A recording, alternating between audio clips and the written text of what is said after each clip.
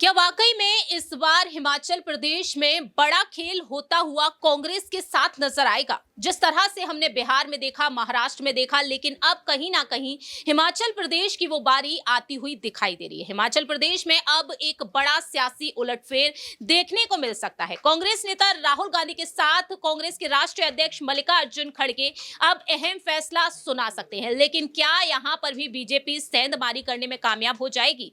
दरअसल हम बात कर रहे हैं यहां पर हिमाचल प्रदेश के नए मुख्यमंत्री के बारे में, और नए मुख्यमंत्री को लेकर बात यहां पर क्यों की जाएगी। बड़ी वजह यहां पर राज्यसभा चुनाव में जो वोटिंग हुई है वो बन चुकी है।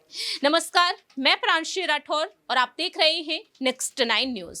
दरअसल राज्यसभा चुनाव 2024 जो लोकसभा चुनाव से पहले हुए हैं, और ऐसे में देखा गया है कि हिमाचल प्रदेश की जो इकलौती सीट रही, जिस इकलौती सीट पर कांग्रेस की तरफ से अभिषेक मनु सिंघवी को उतारा गया, वहीं दूसरी ही तरफ बीजेपी की तरफ से हर्ष महाजन को। लेकिन यहां पर देखने को मिला कि किस तरह से 6 विधायक कांग्रेस के बागी होते हुए नजर आए, क्रॉस वोटिंग करते हुए नजर आए हैं। और ऐसे में राहुल गांधी और मल्लिकार्जुन खड़गे के बीच जो चर्चा हुई है मुख्यमंत्री बदलने को लेकर हुई है, लेकिन दूसरी ही तरफ यहां पर बीजेपी ने साफ तौर पर दावा कर दिया है कि अब जो विधायक रहेंगे वो उनके साथ ही रहेंगे, यानी कि कांग्रेस के विधायक। और ऐसे में अब बीजेपी की तरफ से अगला मुख्यमंत्री बनेगा या फिर कांग्रेस की तरफ से ही, सवाल यहां पर लेना चाहेंगे हमारी सहयोगी प्रज्ञा से। प्रज्ञा हमारे साथ मौजूद हैं, जानना चाहेंगे कि आखिरकार हिमाचल प्रदेश का अगला मुख्यमंत्री कौन होगा। क्या प्रज्ञा यहां पर कांग्रेस कामयाब हो पाएगी बीजेपी को चुनौती देने में?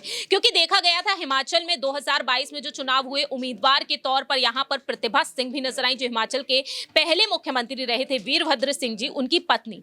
लेकिन यहां पर सुखविंदर सिंह सुक्खू को मुख्यमंत्री बनाया गया, और प्रतिभा सिंह इन चुनाव को लेकर कहती हैं कि विधायकों को उम्मीद थी कि सरकार कुछ कर पाएगी, मुख्यमंत्री कुछ कर पाएंगे, लेकिन ऐसा ना हो सका।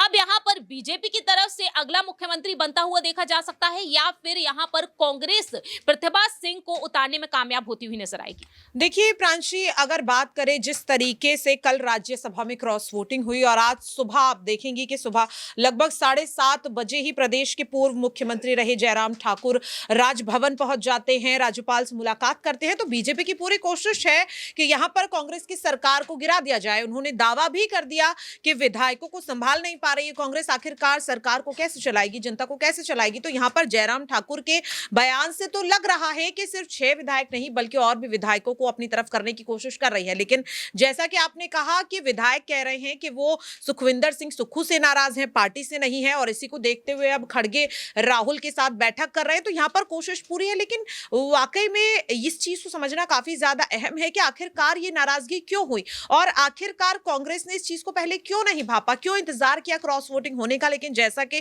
कहा जा रहा है कि मल्लिकार्जुन खड़गे पूरी कोशिश कर रहे हैं कि विधायकों की मांगों को पूरा किया जा सके, तो मुझे लगता है कि शायद इस मीटिंग में कोई बड़ा फैसला राहुल और खड़गे ले सकते हैं।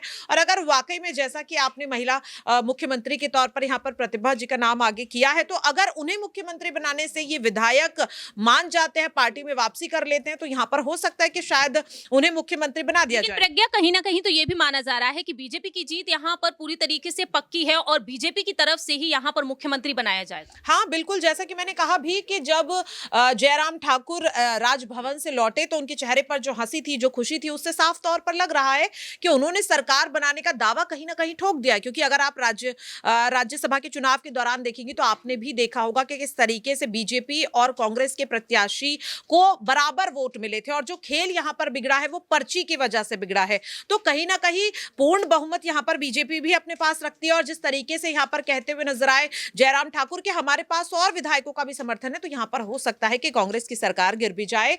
और बीजेपी से अगर आप मुख्यमंत्री का चेहरा यहां पर जानना चाहेंगी, तो जिस तरीके से आज जयराम ठाकुर राज्यपाल से मुलाकात करने के लिए गए हैं, तो मुझे लगता है कि बीजेपी उन्हें ही आगे करेगी।